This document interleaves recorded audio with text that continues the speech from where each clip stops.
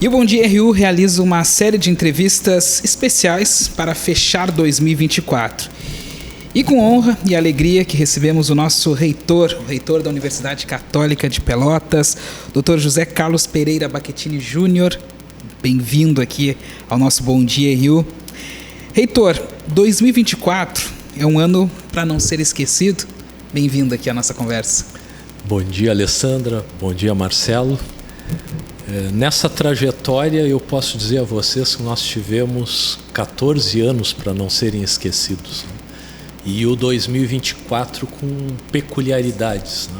Acho que a emergência climática é um marco do ano de 2024.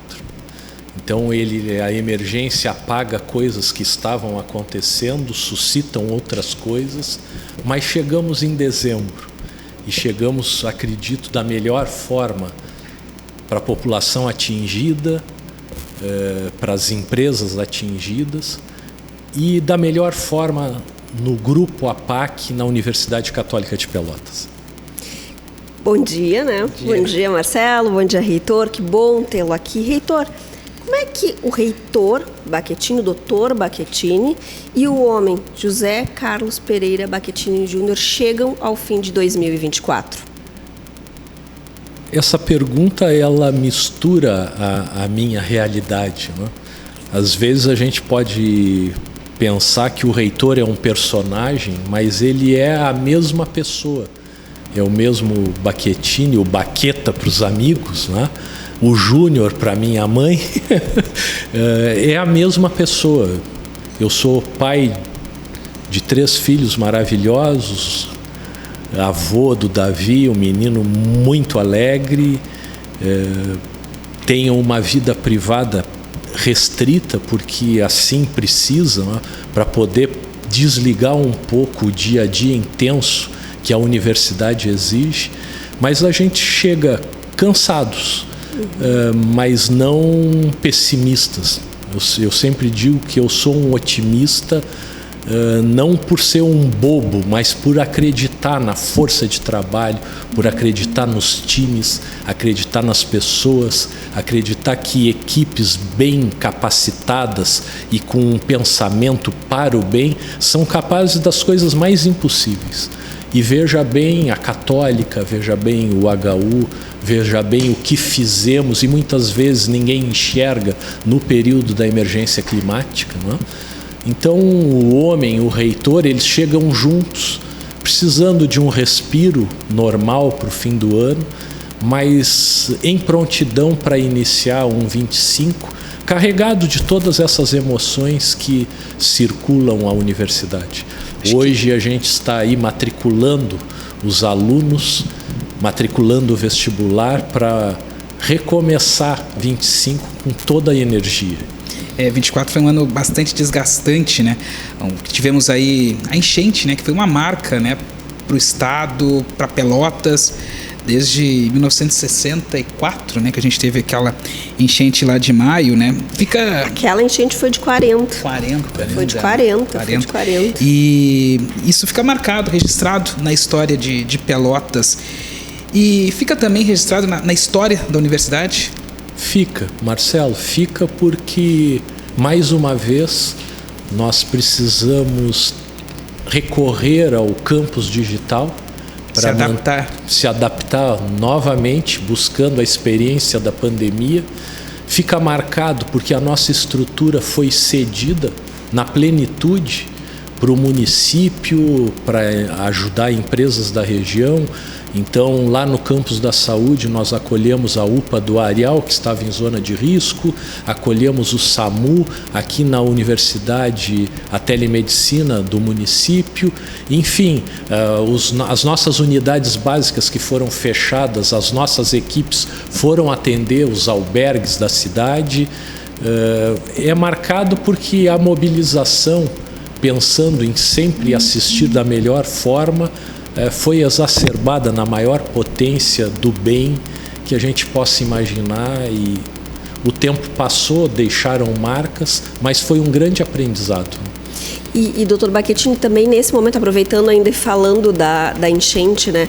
Esse foi um momento que a universidade teve com as suas estruturas muito presentes, mas as suas pessoas também, né? Porque foi uma comoção de professores e alunos trabalhando para ajudar quem estava saindo das suas casas, estavam em abrigo. Foi bem importante também isso. Foi muito bom porque mexeu com os sentimentos mais bonitos das pessoas, que é a solidariedade, né? E eu lembro que a gente gravou um vídeo no hall da universidade e ali eu fiz um pedido ao setor hoteleiro que acolhesse os funcionários do HU que não poderiam voltar para casa. Mas naquele momento eu não imaginei que aquele vídeo no saguão da universidade, numa manhã chuvosa, tivesse uma repercussão tão grande. No início da tarde, o setor de imobiliárias, através de um parceiro, já colocou um apartamento à disposição e em seguida o pessoal dos hotéis já colocaram unidades à disposição e isso nos deu tranquilidade que os nossos funcionários poderiam descansar tranquilamente para voltar ao trabalho no dia seguinte ou na noite seguinte. Então as pessoas são boas, né? Basta a gente saber trabalhar todas essas situações que a gente vai ter o melhor de cada um. Agora vamos falar de realizações. 2024, com certeza, foi a consolidação do campus da saúde, da cidade do SUS. É uma realização pessoal para o médico José Carlos Pereira Bacchettini Júnior? Alessandra, eu fico com uma lacuna porque eu estou dedicado ao processo de gestão há muito tempo. E eu tive que fazer opções na minha vida, né? Porque a gente precisa decidir caminhos e às vezes a gente não sabe se aquele é o melhor caminho. E quando eu decidi pelo mundo da gestão, assumindo a reitoria da universidade, eu tinha certeza que o meu lado médico ele ficaria adormecido, e eu tento adormecer ele porque é uma coisa que eu gosto muito, né? E talvez por isso eu tenha dedicado muita força nas questões da saúde pública dentro da universidade, nos cursos da área da saúde, conviver de perto com os nossos alunos, os nossos professores, para manter o médico Bacchettini vivo. E a cidade do SUS, o campus da saúde, ele representa um pouco disso, de ver ali a melhor medicina acontecendo, de ver ali a melhor formação acontecendo e de ver ali a assistência de qualidade às pessoas que não teriam uma outra oportunidade. Então a cidade do SUS ela representa os valores da universidade, ela representa a força do nosso corpo docente e discente, e lá num cantinho ela representa esse desejo de sempre ser médico do Bacchettini.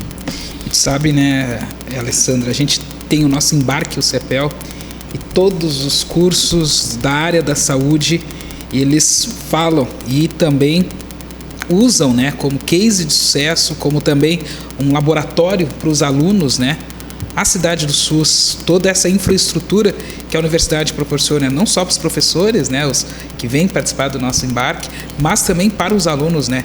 É o diferencial da Universidade Católica, né, que é a maior escola médica do Rio Grande do Sul. Hoje, essa vocação para a saúde, ela é clara e não é mais um desejo, um sonho, ela é uma realidade dentro da universidade, né? E a gente precisa cuidar muito dessa estrutura, porque ela trabalha os pilares do nosso projeto pedagógico, ensinar atendendo, ainda mais atendendo dessa forma, né? Vocês trabalharam juntos na construção do Balanço Social de 2023, já estamos trabalhando de 24, são 944 mil atendimentos na área da saúde por essa estrutura toda, né? Da Católica, dos seus laboratórios, do hospital, das unidades básicas, da cidade do SUS. Então a gente está permeado aonde as pessoas nem imaginam que lá a Católica está presente.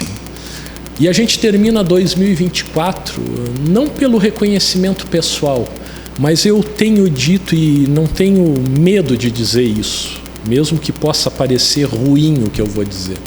A cidade não reconhece a Universidade Católica da maneira como deveria reconhecer. A universidade tem as suas mazelas, como toda estrutura tem, mas ela é uma estrutura privada, filantrópica. O que isso quer dizer? Se ela oferir ganhos, esses ganhos não vão para o bolso do reitor, do arcebispo, da igreja. Eles são reinvestidos nos serviços e na estrutura da universidade. Ela é uma estrutura pública não estatal. E nos outros rincões do Rio Grande do Sul, as universidades comunitárias são muito queridas pelo poder público, muito queridas pela população, não só da cidade como da região. E a católica, eu fico com a sensação que ela está sempre em xeque, né? Porque a católica é particular, porque a católica só pensa em dinheiro. E o que não é verdadeiro. O que não é verdadeiro. E o balanço social tem mostrado isso. É isso, né, reitor? A gente vê que em cada... se a gente for olhar nos mais diversos pontos da cidade, há alguém impactado pela universidade. Seja por ser aluno, por ser egresso, por ter familiar egresso, ou ainda por se beneficiar com algum tipo de serviço prestado. E a gente não fala só de serviço da saúde, né, Marcelo? Essa semana a gente falou sobre o direito na rua, né? A assistência que teve os cursos do direito na Z3. Exato. Na Z3, durante a enchente, né, que os alunos estiveram lá, os professores estiveram lá, o SAGE de porta aberta para uma população que talvez nem tivesse acesso aos seus direitos, né? Então, é sim uma presença impactante, uma presença ostensiva, como diriam os nossos amigos da polícia, né? Ostensiva, está sempre ali. A gente pode entrar de férias, pode ter o recesso, pode ter o período do descanso, mas a universidade está sempre em algum lugar. E eu duvido que não tenha uma casinha aqui em Pelotas, que alguém não tenha lá guardado uma lembrancinha, ou que foi formando, ou que alguém da família foi, uma avó que guarda lá um diploma de um egresso da Católica. Então, acho que sim, vamos esperar que talvez comece a mudar. Talvez comece a mudar. Eu tenho essa esperança desse reconhecimento. São 50 mil egressos. Imagina, é uma vida. Na graduação. Isso é uma vida. Se a gente somar cursos de extensão, pós-graduação, lápis, stricto sensu, isso são 2.300 e poucos empregos diretos. Talvez o maior empregador privado, talvez a Católica só não tenha o número da Universidade Federal e da Prefeitura de Pelotas. São mais 2.600 empregos indiretos, 8.000 fornecedores. Então, e nós somos uma universidade pequena, no interior do Rio Grande do Sul, com 4.500 alunos, mas o que move essa casa, ela é uma energia que transcende essas questões naturais do número. Aqui os alunos se multiplicam, os professores se multiplicam, os funcionários se multiplicam, e isso é muito bom de trabalhar assim. A gente fica cansado, mas a gente fica feliz com o que acontece. Satisfeito. E mais satisfeito também de ver a volta da RU, né? Então, a gente está aí nessa luta pela RU-FM, mas o que tem acontecido dentro da estrutura da rádio nesses últimos tempos me enche de alegria. E eu acho que é aquilo que a RU vai terminar, como todas as rádios AMs vão terminar. Eu acho que o que vocês estão fazendo dentro desse espírito que está colocado na Católica vai levar essa rádio para um tempo futuro, para a eternidade, para sempre, na linha que for, né? Se ela for AM, se ela for web, se ela for no YouTube. A essência do que a gente faz e discute está dentro do DNA da RU agora, né? Com certeza. Assim seja, né? Que siga, e a gente vai conversar sobre esses desafios, porque a gente sabe que ele, né, o reitor da UCPEL, é conhecido por topar desafios. Quem sabe a RU é o seu grande desafio de 2025 aí.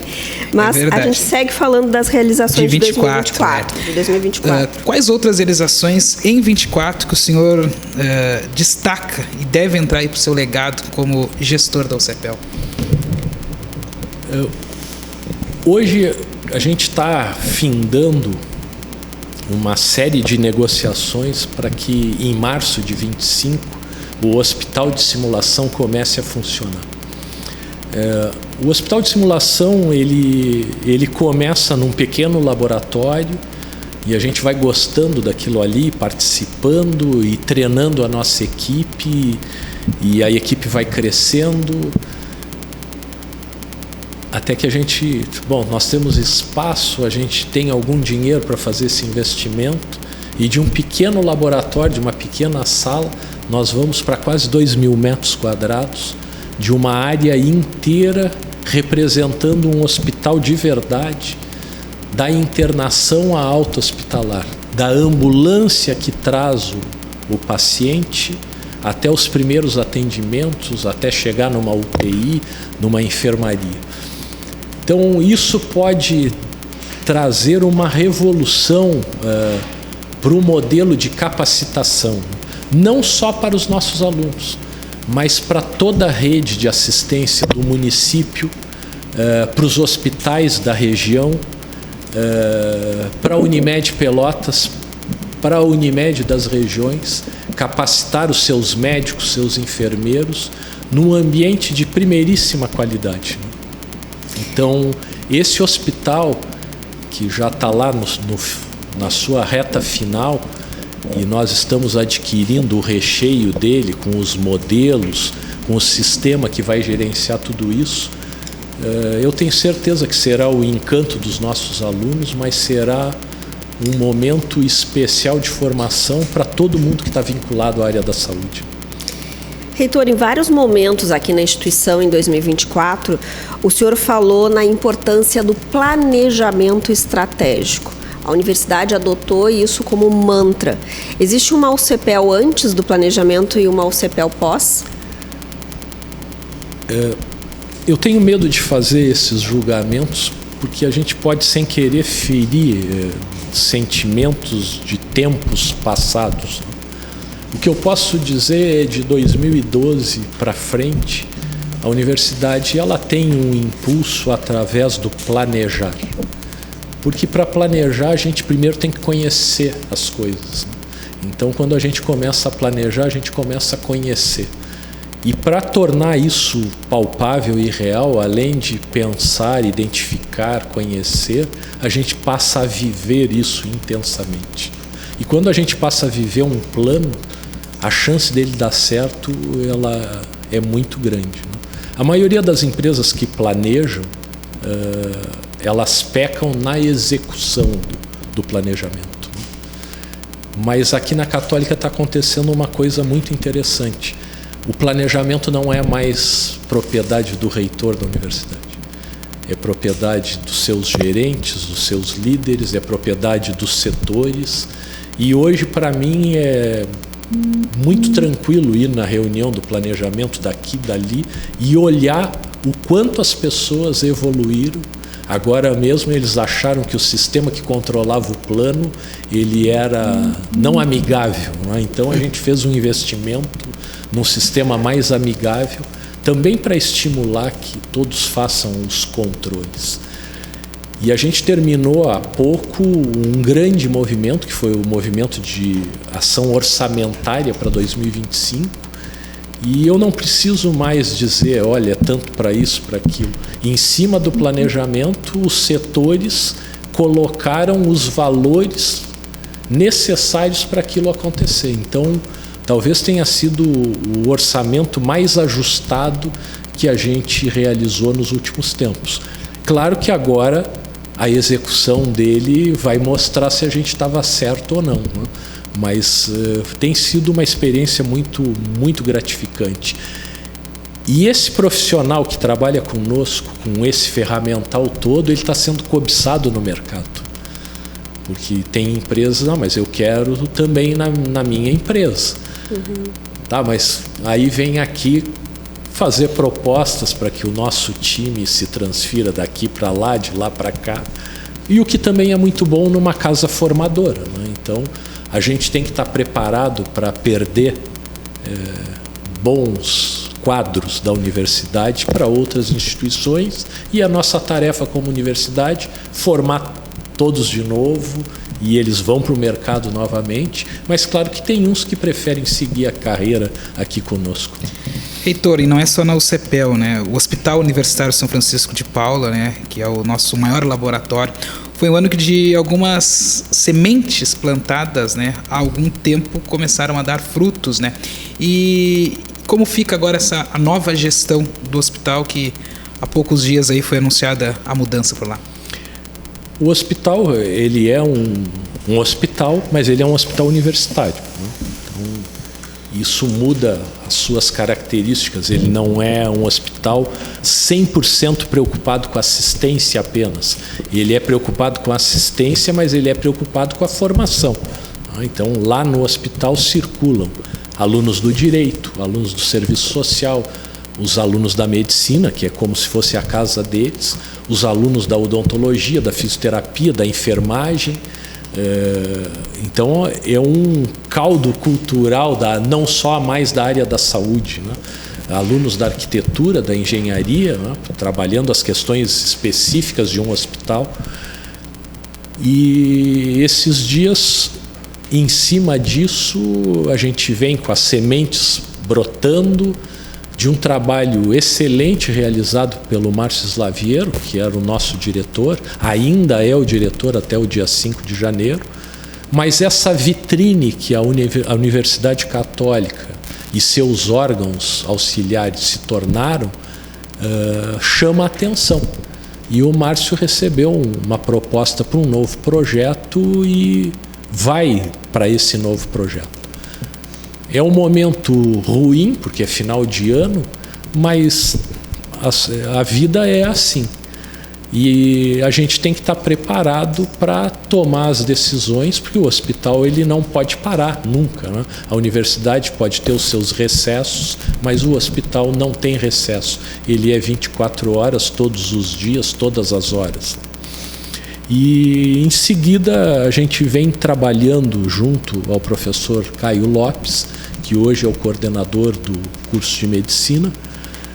O Caio vem numa trajetória de aluno, de professor, de líder da atenção primária da universidade, até chegar à coordenação do curso, e ele já atuava como diretor de assistência e acadêmico, diretor acadêmico de assistência junto com o Márcio no hospital. Então ele já vinha há mais de ano lado a lado com o Márcio lá. Então nada mais justo de que um prata da casa receba essa oportunidade. E ontem, quando a gente comunicava ao time de lideranças do hospital a saída do Márcio, o resultado maravilhoso do hospital, que nesse ano de 24, anunciamos que essa transição vai ser feita por um novo diretor-geral que é fruto da casa, é fruto deles lá. E foi muito aceito por todos. A equipe do HU é espetacular, mobilizadíssima, e claro que a gente vai sentir falta da atuação do Márcio, mas o Caio está pronto, está preparado para assumir mais esse desafio nessa carreira que a universidade tem propiciado a ele. Tranquila vai ser essa transição? Tranquila, tranquila. Hoje a gente conversou com a imprensa sobre isso. O Caio vai passar um período mais estreito com o Márcio nas questões que estão pendentes, já encaminhando final de ano, porque as crianças vão continuar nascendo, os transplantes vão continuar acontecendo, as cirurgias vão acontecer, e para isso não tem hora. A diálise não para, e a gente tem um time. Hoje eu digo que o diretor do hospital é uma liderança que está lá para amarrar as pontas, né? Mas esses fios todos são conduzidos por um time que veste a camisa do hospital e da universidade no seu dia a dia. Então a gente deseja toda a sorte do mundo aí para o Márcio na nova jornada, e agora é dedicar esforço e trabalho e apoio ao Caio para que isso transcorra da melhor forma. Eu tenho certeza que vai transcorrer assim. Reitor, a gente segue falando um pouquinho de saúde, mas fala agora do importantíssimo apoio que a UCPEL dá ao governo municipal. Governos passados, o atual governo que daqui a uns dias se despede, né, se despede praticamente de 12 anos, né, de governo, sempre enfatizaram e sempre buscaram a proximidade da universidade, porque realmente admitem não ter condições plenas de sustentar tudo que é feito hoje sem o apoio da UCPEL. Como é que vai se manter? Vai se manter?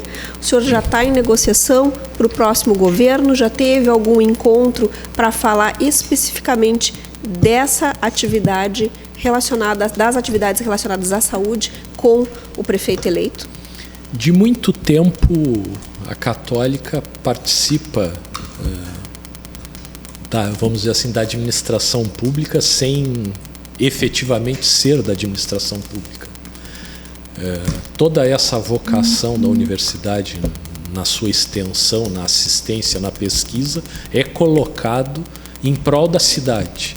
E isso, sem dúvida nenhuma, colabora com o processo de atenção básica da saúde ou até mesmo procedimentos mais específicos da área da saúde. Então, vou te dar um exemplo. O hospital foi capacitado agora para odontologia de pacientes especiais. Então, isso é uma coisa maravilhosa. Precisa de um grupo com anestesia, com odontólogos treinados e tal. Mesmo que o município entenda o contrário, ele não tem como se desvincular desses procedimentos que a universidade trabalha. Na pré-eleição, a gente teve contato a pedido de 3 candidatos em longas conversas que abordaram os assuntos da cidade. E imediatamente após a eleição do prefeito Fernando, ele pediu uma reunião de trabalho conosco, com toda a nossa equipe. Ficamos uma manhã inteira dialogando sobre a situação da cidade, os problemas da cidade. E nós temos o compromisso do prefeito em olhar para a universidade com um olhar diferenciado. A gente sabe que tem ideologia, que a gente olha lá agora no secretariado, ele é da Universidade Federal até agora de cabo a rabo. Mas isso pouco importa, nós só queremos o nosso espaço de trabalho e não precisamos ter a secretaria A ou B, até porque nós também não queremos um conflito de interesse, porque são firmados contratos, né? Então imagina o secretariado A sob comando da universidade e a universidade trabalha com contratos dentro dessa secretaria. É uma coisa complexa e a gente tem que olhar isso com cuidado. Mas o prefeito Fernando tem sido muito positivo com a universidade, o desejo dele de ter na universidade um lugar de consulta, de apoio, e nós estamos tratando abertamente, colocando a universidade à disposição do governo dele. E é o que eu sempre digo, eleito prefeito, ele é o prefeito de Pelotas, independente do partido, e a UCPEL é a Católica de Pelotas, e nós vamos apoiar o prefeito que vai ficar os 4 anos junto conosco aí. Sim. O senhor é conhecido aí como um gestor capaz de inovar, né? Mudar cenários. O CEPEL e o HU são exemplos. 2025 encerra mais um mandato seu. Vamos ter mais um tempo com o reitor Bacchettini? 2025. Mas o senhor tem vontade de permanecer? Alessandra, a minha figura ela está misturada com a católica. Então, enquanto a católica tem um modelo de escolha diferente, é por ausculta. Então, o arcebispo vai reunindo os núcleos de pessoa, fazendo uma ausculta, e dessa ausculta ele embasa a escolha do reitor.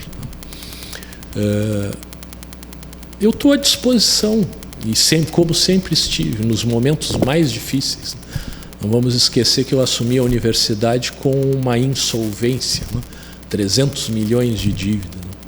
É uma coisa na época parecia para louco, largar a profissão para assumir uma dívida dita na época impagável.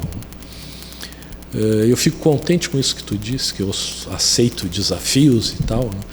E eu sempre digo para o Dom Jacinto que eu tenho medo, mas eu tenho muita coragem, né? E isso, eu fico nessa luta do medo com a coragem, e a gente tem conseguido mobilizar pessoas. E isso é importante, né?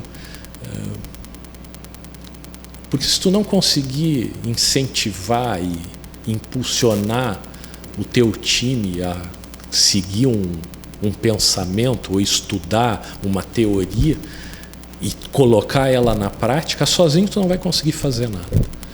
Então, dia 14 de dezembro de 2025, expira o mandato no qual eu fui nomeado pelo chanceler da universidade, e temos um ano de muito trabalho, e as decisões são decisões da igreja, são decisões da ausculta, porque os meus pares são consultados para essa decisão futura, e não vamos apressar, até porque aqui na Católica antes tinha uma mística, né? O último ano de governo ninguém trabalhava porque não, esse aí não vai estar mais, quem será que virá, né? Mas não vamos pensar dessa forma. Eu acho que a gente tem muita responsabilidade, porque cada vez que a Católica fica melhor, mais responsabilidade ela tem. É aquela história da régua que vai subindo. A régua vai subindo. E então vamos mudar um pouquinho a pergunta, né? Então, quais são os desafios para 2025 e para uma possível gestão, seja ela do senhor ou não? Eu tenho uma preocupação que é na formação de sucessores. Então, a gente tem trabalhado isso há bastante tempo, e não diretamente comigo. A gente tem uma profissional que trabalha essas questões, né? Ela é de fora de Pelotas e vai desenvolvendo lideranças para que chegue no final de 2025, o chanceler tenha na sua mão um cardápio de opções de pessoas capacitadas, que são da universidade, que conhecem toda a estrutura da universidade, porque hoje ser reitor da Católica não basta uma questão política, ele precisa entender do endividamento, ele precisa entender das funções de um hospital, ele precisa entender dos cursos, é uma questão mais complexa do que o ato político de ser reitor. E um tempo passado eu sempre disse que eu nunca tive a sensação de ser o reitor. Eu sempre me coloquei na posição de um gerente de crise. E mesmo no ano que a Católica está melhor de dinheiro econômico, financeiramente, a gente tem uma enchente que muda todas as perspectivas do ano. Então, para não fugir da tua pergunta, eu desejo fazer um 2025 com toda a força, com o nosso time, entregar ao Dom Jacinto um plantel de pessoas maravilhosas para ele poder fazer a escolha dele. Falando em gestão, Alessandra, vou perguntar para o reitor, a gente conversou esses dias sobre essa questão de gestão de crise. O senhor falou da dívida aí de 300 milhões. Vou puxar um pouquinho do futebol aqui. Eu já ia perguntar, hoje, essa semana saiu a tabela do Gauchão. Eu ia perguntar o que ele achou, como é que está o time dele lá, mas vou deixar para vocês. Isso é conversa de vocês. Não, sobre essa questão de gestão, né? E aí a Universidade Católica é um case, né, de gestão lá de 2012 até aqui. E a gente vem dos nossos clubes no futebol, né? Porque o futebol faz parte da nossa tradição, tanto da Rádio Universidade como da Católica, né, pelas parcerias também, né, e os clubes estão passando por esse momento, né, de inovar na gestão. Vem aí a Sociedade Anônima de Futebol, o Clube Empresa, né? Como é que o senhor, como um gestor, vê essa possível mudança aí no futebol e no seu time aí, o Brasil? Sabe que nos piores momentos da Católica, o Brasil estava muito bem, então ele foi o meu escape, assim. Então, ouvir o Marcelinho gritando era muito bom para aliviar essa tensão. Né? Marcelo, eu queria juntar os clubes de futebol com planejamento estratégico. Planejamento estratégico é uma palavra que ela ficou maculada, e boa parte por causa do futebol, porque do Luxemburgo, não, porque o planejamento, se o time não ganhar 4 partidas seguidas, tá fora, né? Ou perder 4 partidas seguidas, acabou o planejamento. E esse é o grande drama de uma paixão local, vamos falar aqui dos times locais. Tinha um presidente que dizia que planejamento bom é o que ganha. E às vezes, para o planejamento dar certo, tu vai passar por um período onde o resultado de campo não vai acontecer. Porque tu precisa estruturar a tua dívida, tu precisa estruturar os teus departamentos, tu precisa capacitar as coisas. Como é que tu vai viver tendo uma renda às vezes boa e o judiciário indo lá pegando a renda para pagar isso ou aquilo, ou indo lá tirar o carro do presidente porque ele avalizou não sei o quê, e toda hora o presidente é chamado de ladrão, de isso, daquilo. Então o futebol brasileiro, ele é complexo, e o nosso futebol, ele é paixão, e ele é tocado por abnegados. O cara é um torcedor que, para não ver o seu time fechar, ele assume a presidência do time. Então, antes de uma SAF, nós precisamos profissionalizar todo esse processo. É difícil porque não tem nada de dinheiro. Mas, ao mesmo tempo, Brasil, Pelotas e Farroupilha são grandes marcas, são paixões, né? O Brasil é só um time com uma torcida. O patrimônio nunca termina, sempre tem uma situação. Nós não temos um clube verdadeiro, com estruturas e tal, é o nosso estádio e o nosso time. E então é difícil tu fazer essa organização apenas com isso.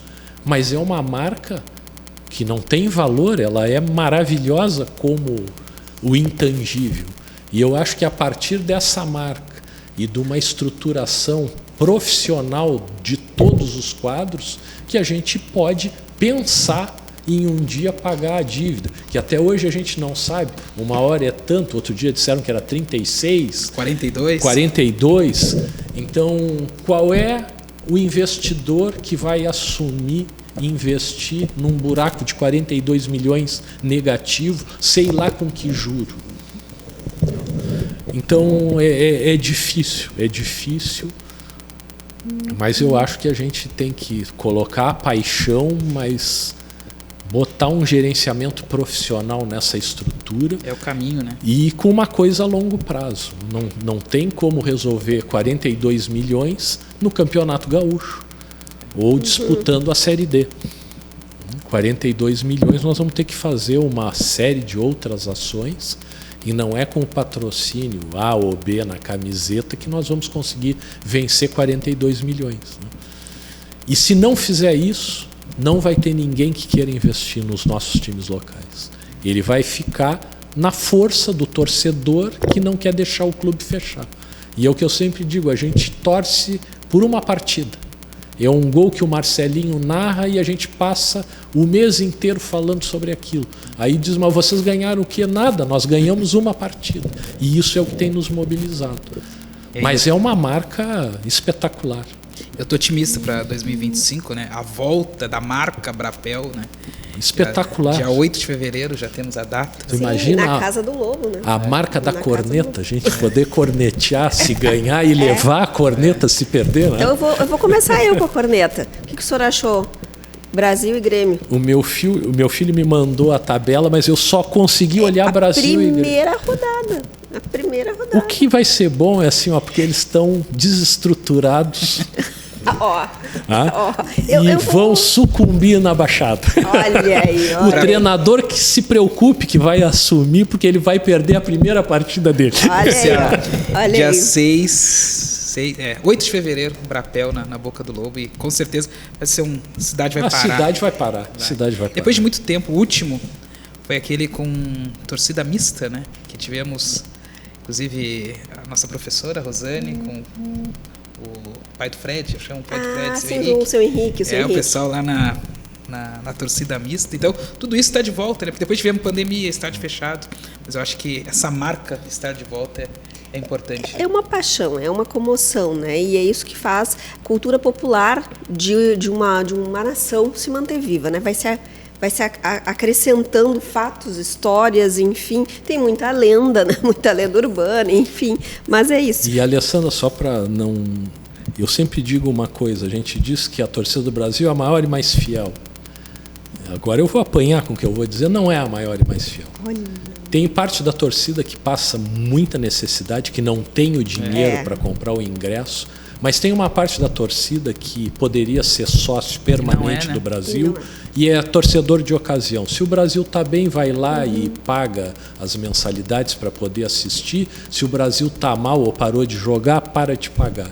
E hoje a única arrecadação perene seria o associado. Não, e a gente tem, pelo número de habitantes, né, colocando lá embaixo, os nossos 2 clubes não ter no mínimo 5 mil sócios é uma vergonha. Uma vergonha, uma vergonha. Mínimo. Estou colocando lá embaixo, era para ter 10. E a mesma torcida que fica cobrando do presidente que está lá fazendo um esforço, às vezes sobre-humano, deixando de estar com a família dele para dar mais uma cota ao Brasil, ao Pelotas, não ter nem uma colaboração mínima mensal ali para ajudar a pagar o funcionário, cuidar do gramado. E se for ver na ponta na ponta da caneta, né?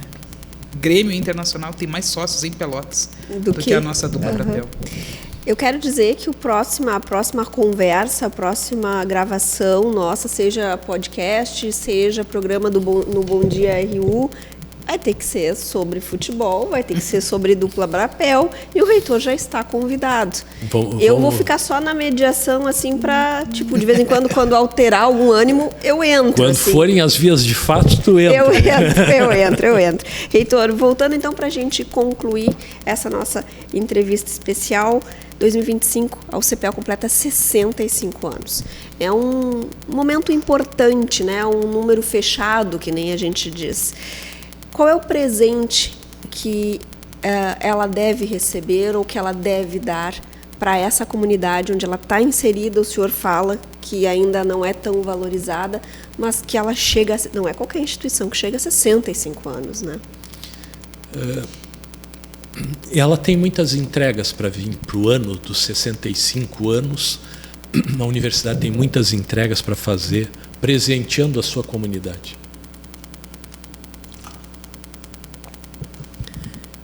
E talvez essa percepção que eu tenha que a comunidade não valoriza a universidade do tamanho que ela merecia, seja retribuída com uma grande manifestação de todas as entidades em prol dessa pequena universidade no interior do Rio Grande do Sul, que formou tanta gente boa, que forma tanta gente boa, e como tu disse lá no início, eu tenho certeza que na maioria das famílias tem alguém que foi egresso da Católica de Pelotas. Então, nesse respeito mútuo, comunidade, universidade, que a gente possa fazer todas essas trocas para que ela seja um marco de respeito para a nossa região, né? De inovação, de empreendedorismo, uma universidade multifacetada que se transforma na necessidade e se transforma sempre para poder ajudar as pessoas. Porque para alguns pais, às vezes, mas por que tu está botando dinheiro nisso e tal? Vai fazer coisas lá para o meu filho estudar e tal. Mas isso aqui, é aqui que o teu filho vai aprender a ser um cidadão. Não, porque essa talvez seja a nossa maior diferença. Promover a atitude técnica de um aluno, isso é a obrigação de qualquer instituição de ensino. Mas nós queremos um cidadão ético, competente, comprometido com a sua cidade, com a sua região. E esses fatores é que fazem a nossa diferença, os nossos valores. Então é isso, desejo de pronto a cidade de Pelotas, um ano sem emergências climáticas, um ano sem pandemia, um ano de paz, de muito trabalho, produtividade, né? Muita produtividade, que o prefeito encontre o melhor caminho para resolver os problemas latentes e os que virão, porque o mundo se mexe rápido, e que a nossa comunidade interna esteja pronta para atender essas demandas e que os nossos alunos fiquem cada vez mais com essa missão. Eu não vou ser um médico, um advogado apenas para mim. Eu vou ser um médico, um advogado para a minha cidade, para a minha região. Reitor, uma palavra para 2024. O que se resume?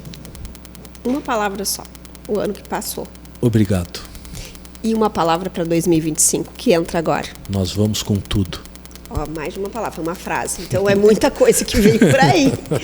Reitor, muito obrigada pela sua presença. Eu agradeço a atenção aqui de vocês e sucesso à nossa rádio, que ela mora no coração dos pelotenses.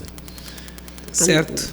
Muito obrigado. Está aí o reitor conversando conosco aqui no nossa entrevista especial do Bom Dia RU.